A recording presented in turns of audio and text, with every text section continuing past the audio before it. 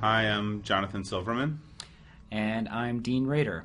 We're going to be talking about popular culture and visual culture in the composition classroom. Let me first ask Dean just a basic question. Why do you like teaching visual culture in a composition class? Well, for most of us, teaching composition is about getting students not only to make good arguments themselves, but recognize good arguments out there in the world. And again, for most of us, teaching composition is about teaching students to be good readers of text, to become savvy, intelligent, insightful readers of texts. And for me, I found that using visual culture, and by that I mean films, advertising, buildings, TV, visual text like that, is a really good entree for teaching students things like semiotics and arguments about color and shape and design, and also showing how texts that are non-traditional, like visual text or advertisements, can make arguments, and then they can in turn write papers that make arguments ideally about those texts. I'll turn that back on you now. What have you found enjoyable about teaching visual culture or popular culture in the classroom? Well, there are a number of different strategies. For me, one of it was a reaction against teaching personal essays, which I felt is actually very difficult for students to do because it's sometimes hard to get them to write a lot about themselves without falling into certain rhetorical traps. And then the other, and at the same time, teaching literature to teach composition in a way most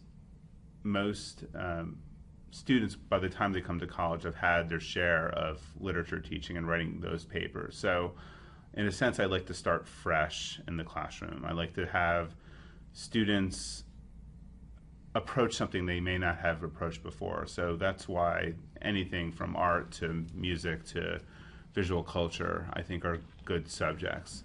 And they know a lot about these subjects already. They know a lot about movies. They've seen many, many movies. They've seen thousands of hours of television. They have made judgments about these texts before, and yet they haven't written about them. So in a way, it's a both familiar and unfamiliar subject, which not only engages them, but often levels the playing field for all students being a little bit uncomfortable with the subject matter, but not so much that they can't write about it. So a lot of professors, maybe professors who are trained fairly narrowly in literature or composition studies, would probably love to bring in more visual text or pop culture text to the classrooms. What are some tips that you might have for those people, or what are strategies that have worked for you that go beyond simply just playing a song or showing a movie in class where the students kind of passively respond? What are some activities that you've done that have worked? Well, a few things I do is I definitely slow down the process of, I explain to students the difference between active and passive engagement, and explain what the difference between a text you watch for entertainment and a text you study. It's surprising to a lot of us that students might not make that connection automatically, but I think that's important to really talk about that with them. But the second thing is when you're watching a television show or you're listening to music, is not to just play the entire show or play the entire song and then have students respond to it. You have to show them that it's a series of smaller connected moments rather than an entire text that needs engaging. Something like The Simpsons, for example, if you slow down The Simpsons, you'll see how many different targets and jokes they make, scene after scene after scene, that we don't even acknowledge. And so doing that in the classroom sort of mimics the type of process we want them to go through when making their own arguments outside of that. So I think it's important. Those things are very important, is to slow down the process and make what is normally passive, make it more active.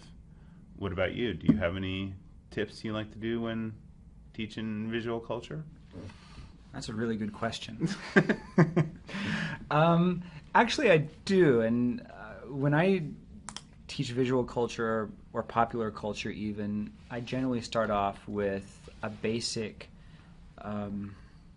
primer on reading the world around you, sort of like we do in the first chapter of our book, where we have the students read the world around us. So it could literally be, I have the students do a kind of semiotic reading of our classroom. What do they notice about the classroom? Where blackboards are positioned, what kind of chairs are in there, is there decor on the wall?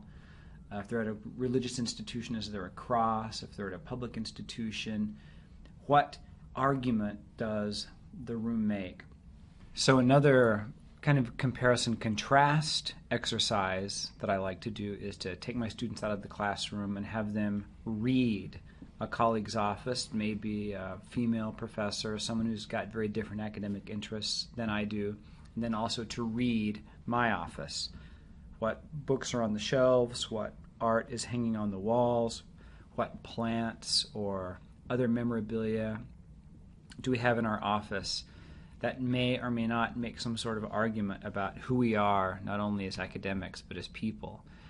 And I teach here at the University of San Francisco, which is this 150-year-old university in the middle of this city.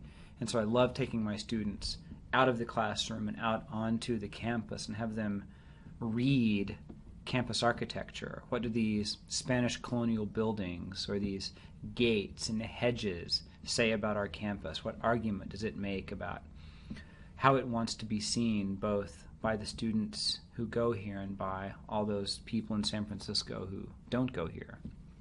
I do similar things, which is probably not surprising, but I've had students read my car before. They go out and look at my car, and I don't tell them it's my car. I actually say this is a car that I've access to. They figured out it's mine usually, but I ask them what type of person what type of person is the person who owns this car? What can you tell about them by looking at these different artifacts? They say dashing, brilliant, sloppy, messy.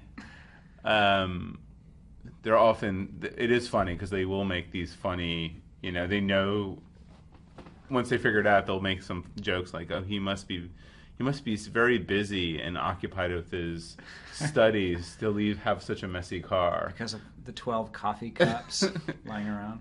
I've also taken a few places I've had museums or art exhibits on campus, and I've taken my students to those. Especially fun teaching students to look at abstract art.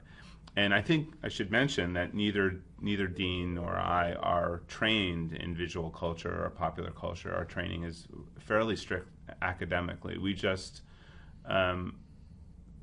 don't worry about how smart we're going to sound when approaching all these texts. We know that we're in some ways learning with the students about how reading these texts. We've done it enough now that it's not like that as much as it used to be. But I remember when first starting, there was a lot of uncertainty, but I found it made for a very exciting classroom, and I usually embraced it. Your training is not formally in popular culture or visual culture? No, my background is in comparative literature, and I studied, some film and art, but I wasn't really trained in a cultural studies or pop culture program.